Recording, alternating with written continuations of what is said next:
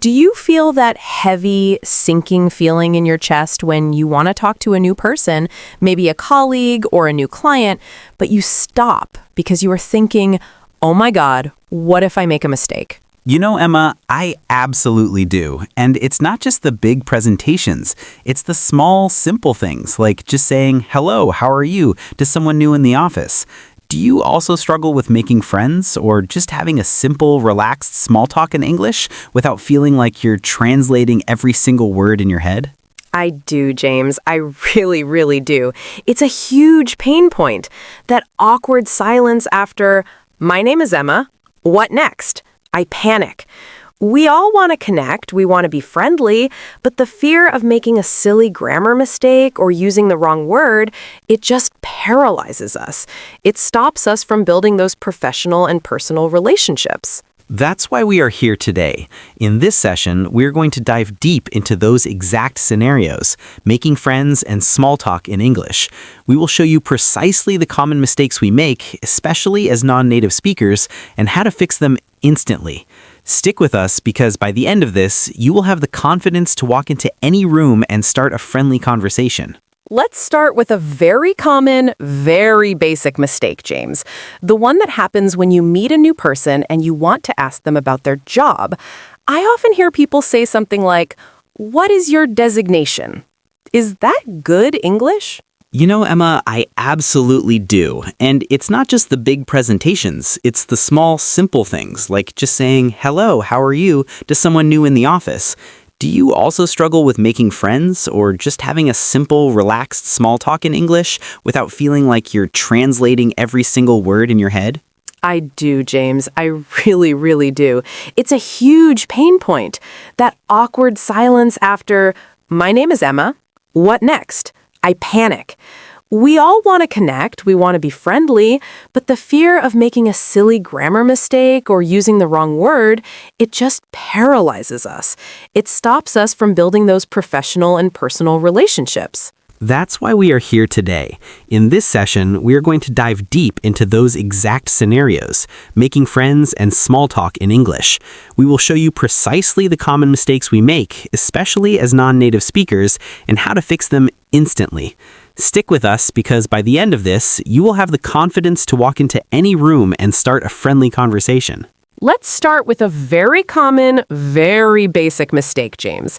The one that happens when you meet a new person and you want to ask them about their job.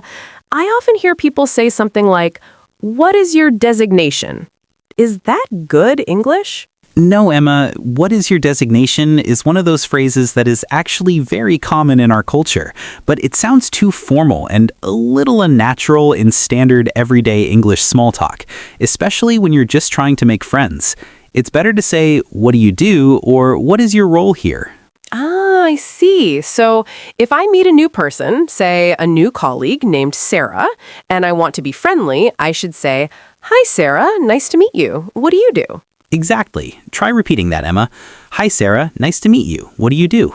"Hi, Sarah. Nice to meet you. What do you do?" That sounds much more natural and smoother. Okay, what if I already know her role, but I want to know more about her responsibilities? How to ask that? You could say, tell me more about your work. Or a very friendly and common small talk question is, what does your typical day look like? This opens up the conversation really well. What does your typical day look like? That's a great one. I like that.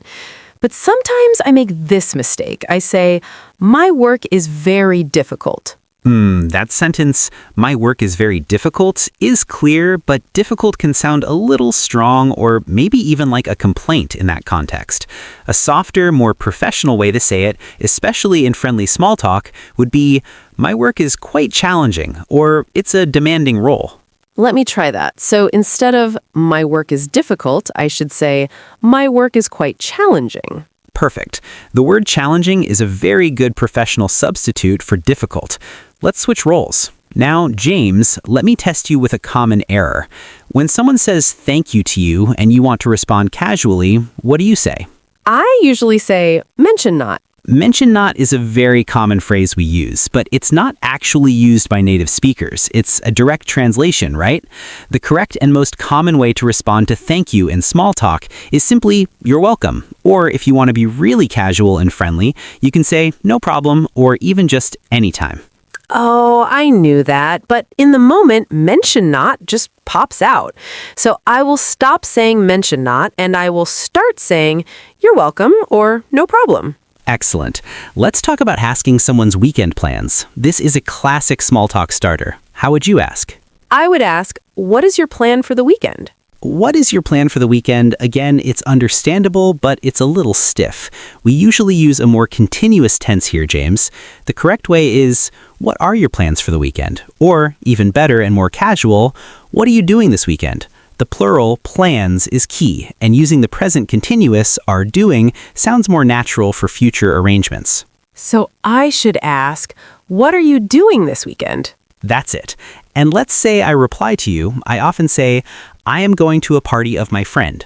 That sounds fine, but we usually use a possessive form for a party hosted by a friend. Instead of, I'm going to a party of my friend, you should say, I'm going to my friend's party.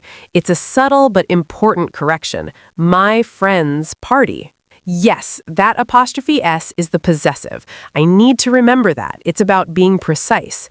Let's move to a work situation, a friendly chat near the coffee machine. I want to tell someone I'm really tired today. I make this mistake. I am very tired today because I worked a lot yesterday. That's a good sentence, but you can make it sound much more natural and impactful, especially in small talk. Instead of worked a lot, we use a very common idiom, I worked overtime yesterday, or I had a long day yesterday. And instead of I am very tired, a friendly way to express it is, I am exhausted today. So the better sentence is, I'm exhausted today because I had a long day yesterday. That sounds completely natural. Say it one more time. I'm exhausted today because I had a long day yesterday. I feel like I'm already making friends with that sentence. Exactly. Small talk is about using those common phrases that everyone else uses. Now, here's a common mistake, Emma. When people ask you how you are and you are not doing great, but you don't want to complain, what do you usually say? I sometimes say, I'm just passing. I'm just passing is another direct translation from our native language. It doesn't mean anything in English in that context. If you want to say you are okay but not fantastic, you should say, I'm doing okay, thanks, or I'm hanging in there. That phrase, hanging in there, is very friendly and indicates you are coping. That is so helpful. So, if someone asks, how are you? I should reply, I'm hanging in there if I'm having a tough day. Yes, it's a perfect phrase for casual, friendly small talk. Let's talk about apologies. You accidentally bump into someone near the printer. How do you apologize? I would say, sorry, my mistake. Sorry, my mistake is okay, but it's a bit formal for a small bump. The most common and natural way is just to say, oh, sorry, and maybe add, my bad. The phrase my bad is incredibly common in casual small talk among colleagues and friends. I never thought of using my bad. So a quick, friendly apology, oh, sorry, my bad. Perfect. Let's discuss talking about food and lunch. This is a very common topic for small talk. I often hear this, I will eat my lunch now. The verb eat is correct, James, but the more common and natural verb for a meal in English is have. So you should say, I'm going to have my lunch now, or I'm having lunch. It's a very small correction, but it makes a huge difference in how natural you sound. So instead of I will eat, I should say, I'm going to have my lunch now. That is the correct way. And when you ask someone if they have already had their lunch, how do you phrase that question? I usually ask, did you finish your lunch? Did you finish your lunch? That's a common tense mistake, James. The auxiliary verb did is followed by the base form of the main verb, which is finish, not finished. The correct question is, did you finish your lunch? But even better for small talk is to use the present perfect. Have you had lunch yet? Oh, I see. Have you had lunch yet? It sounds more relaxed. I'll try to use that. Let's get back to making friends. How do I ask someone I just met if they like working at the company? A common mistake is to say, "Do you like to work here?" It's not wrong, but it's a bit basic. The friendly, more engaging way to ask is, "How are you finding the work here?" Or, "Are you enjoying your time at the company so far?" The phrase, "How are you finding?" is a great way to ask for a current opinion. That's a good tip. I will use, how are you finding the work here? And let's say they say yes, and I want to ask them about their previous experience. I say, where you worked before. You missed the auxiliary verb again, James. Since you were talking about the past, you need did. The correct question is, where did you work before? Or a more friendly small talk question could be, where were you working before this? Where did you work before? I must remember to use the base verb work with did. Exactly. And now for a friendly compliment. I want to compliment a colleague on their presentation. I say, "Your presentation was very much good."